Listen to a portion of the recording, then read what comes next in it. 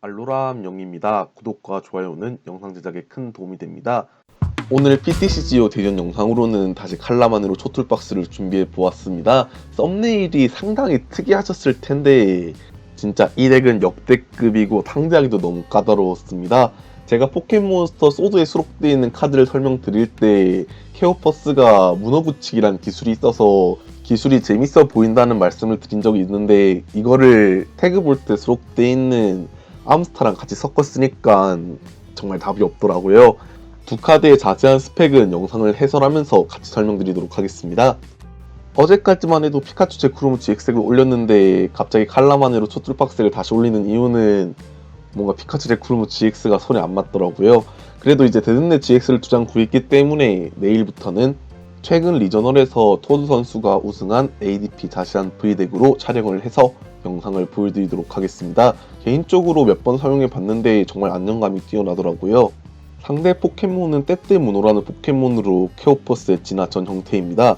첫 전개가 그리 만족스럽지는 않지만 패에 드로 관련 서포터가 있기 때문에 돌아오는 차례 드로를 통해서 필드를 더 전개해 보도록 하겠습니다. 떼떼무노 자체는 기술 발비를 만족시켜주면 데미지를 줄 수 있는 구조로 되어 있고 포켓몬 연구소를 깔았을 때 과연 어떤 재밌는 화석덱이 나올까 싶었는데 트래쉬의 더트 자전거로 인해서 버려진 암나이트를 보고 뭔가 불안한 느낌이 들었습니다. 포켓몬 연구소는 자신의 덱에서 수수께끼 화석에서 진화하는 1진화 포켓몬을 덱에서 2장까지 벤치에 꺼낼 수 있는데요.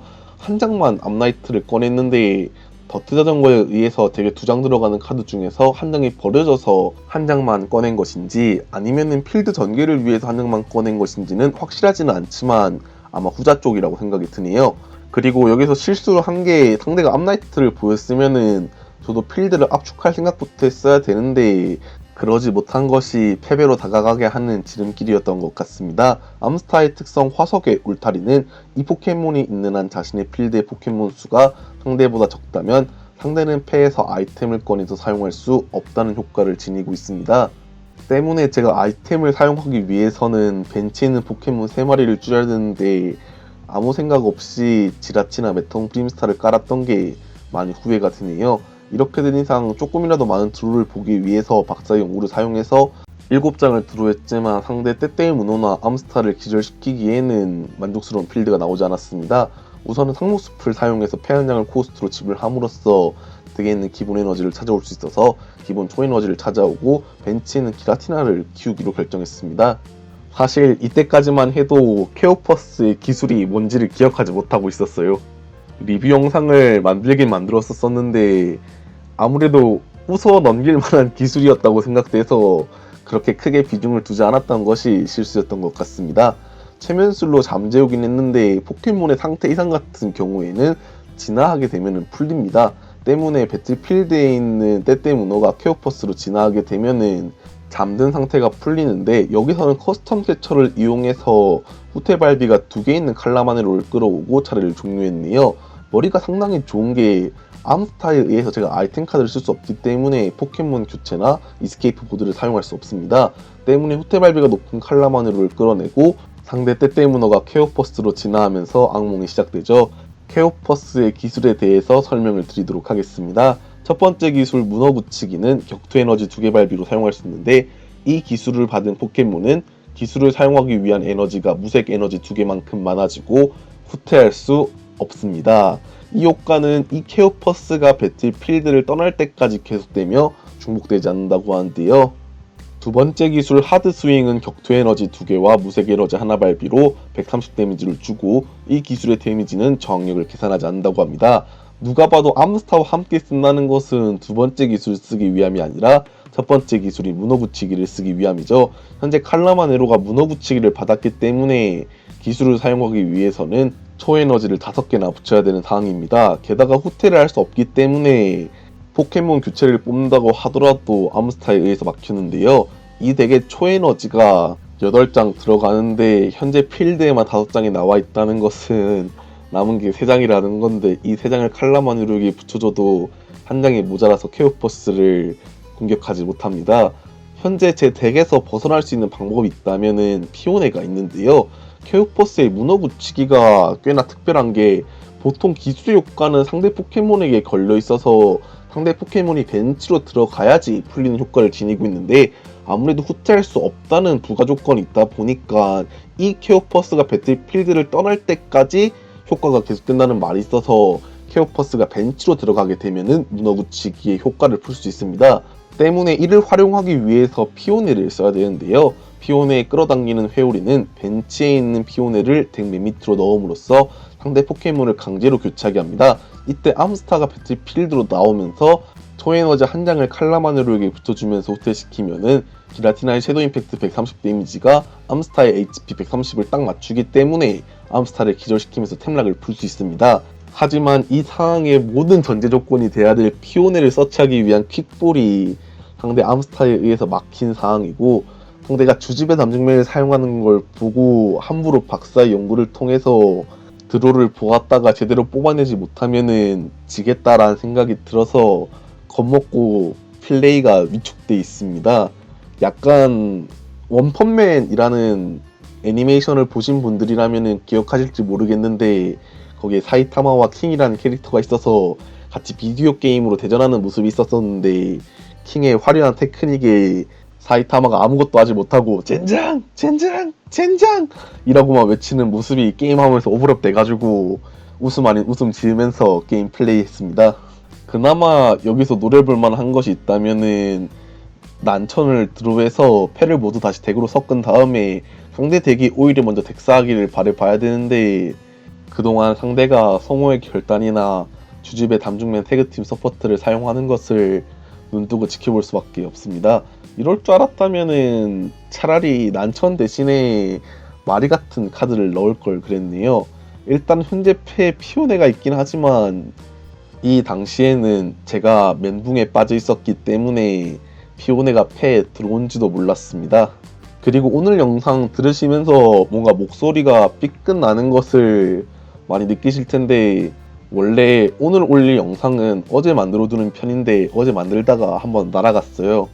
그 영상이 뭐 앞부분만 만들다가 날아간 거면은 다시 하면 되지라고 생각할 수 있지만 거의 후반부까지 만들어놨다가 날아갔기 때문에 어제 좀 의기소침해가지고 될 대로 되라자고 던져놨다가 오늘 아침에 급하게 편집하고 있어서 목소리가 좀 안정돼 있지 않은 점 죄송합니다.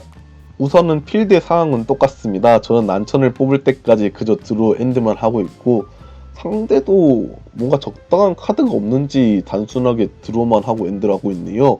주집의 담중맨을 계속 쓰면 될 것 같은데 아무래도 암스타를 쓴다는 시점에서 덱에는 케오퍼스와 암스타 셋밖에 안 들어가고 괜히 하라무탄 같은 카드를 넣었다가 벤치 조절을 잘못하는 경우가 생길 수 있기 때문에 저렇게 두 마리만 필드에 구축한 후에 게임을 진행한 것 같습니다. 덱이 3장 남아있었기 때문에 난천을 이용해서 패에 있던 카드를 모두 덱으로 넣고 섞고 새롭게 6장을 들어가겠습니다. 이제 피오네가 있기 때문에 이걸 사용해서 후퇴할 수 있겠지라고 생각하셨겠지만, 혹시 영상을 주의 깊게 보신 분들이라면은 상록숲을 사용할 때 남아있는 에너지의 개수를 보셨을 겁니다. 현재 필드에 나와있는 5장과 나머지 3장은 프라이즈에 있기 때문에 칼라마네를 후퇴시킬 수가 없었어요. 상대는 포켓몬 교체를 이용해서 다시 케오퍼스가 나와서 문어붙이기를 쓴 상황이지만, 이제 그나마 걸어볼 희망은 제 덱 매수가 상대 덱 매수보다 많아졌기 때문에 상대가 뭐 난천이나 덱으로 되돌릴 만한 카드를 안 써서 먼저 덱사 하기를 바랄 수밖에 없습니다.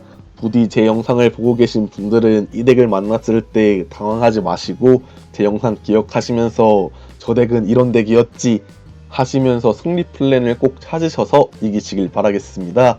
저는 틀린 것 같습니다. 아마도 에로 덱이 대부분이 난천은 넣지 않더라도 푼과 란을 넣는 경우를 많이 보았기 때문에 먼저 덱사할 것 같으면은 푼과 란을 이용해서 패에 있는 카드를 모두 덱으로 넣고 섞을 것 같습니다. 현재 상대 덱 매수가 3장 남았는데 난천을 사용하네요. 그렇죠. 혹시 몰라요. 상대도 제가 주집의 담중맨을 한 장만 넣어놨더라도 그걸 사용하면은 역으로 덱사할 수 있는 걸 알기 때문에 대기에 3장 남은 시점에서 패에 있는 카드를 덱으로 되돌릴 수 있는 효과를 쓰는 게 당연하죠. 저는 이제 더 이상 덱에 난천도 남아있지 않기 때문에 상대 덱사를 바라면서 승리를 기대하기에는 틀린 것 같습니다. 그저 여러분들께 상대 덱 구성이 어떻게 되어 있는지라도 한 장이라도 더 보여드리면서 도움이 되기를 바라면서 게임을 진행하도록 하겠습니다. 게임을 진행한다고 해도 드로우 엔드밖에 하는 게 없지만요.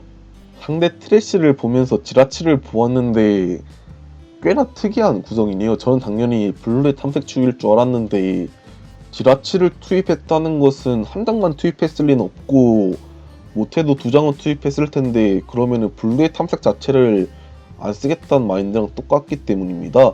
그래서 성우의 결단을 넣어서 필요한 파츠를 서치하는 걸지도 모르겠습니다. 이제 상대 케오퍼스 덱을 상대할 때 만약에 칼라마네로 덱으로 상대를 한다면은 도저히 답이 보이지 않습니다. 상대 케오퍼스와 암스타 체력이 130이기 때문에 기라티나 섀도우 임팩트에 1타가 나서 빠르게 기라티나 한 장만 키워서 때리면은 유리하지 않을까 싶었는데 문어붙이기를 받은 시점에서 섀도우 임팩트 발비가 5개가 되기 때문에 아무리 머리를 굴려봐도 케오퍼스 덱을 이기기는 힘들 것 같네요. 그나마 제 승리 플랜이 있다면은 상대가 더 이상 주집의 단중면을 쓰지 않는 걸 보고 남아있는 주집의 단중면이 프라이즈에 가 있어서 벤치 한 칸을 피오네를 이용해서 계속 되돌려서 상대가 먼저 덱사하기를 바랬는데 입치트 GX를 쓰네요. 입치트 GX의 특성 매혹의 윙크는 자신의 차례 이 카드를 패해서 벤치로 내보냄으로써 상대 패를 보고 그 중에 있는 기본 포켓몬을 원하는 만큼 내려둘 수 있습니다. 때문에 남아있던 벤치 한 칸이 오케이징으로 차면서 피오네로 계속 돌릴 수가 없게 되었네요. 정말로 대단한 구축인 것 같습니다. 레시피를 볼 수 있다면은 저도 보고 싶네요. 이렇게 되면 제 덱이 더 이상 없기 때문에 자신의 차례가 돌아왔을 때 드로우를 할 수 없는 유저는 패배한다는 조건으로 패하게 되었네요. 이번 영상도 시청해주셔서 감사하고 다음 영상도 더 좋은 영상으로 찾아뵐 수 있게 노력하겠습니다.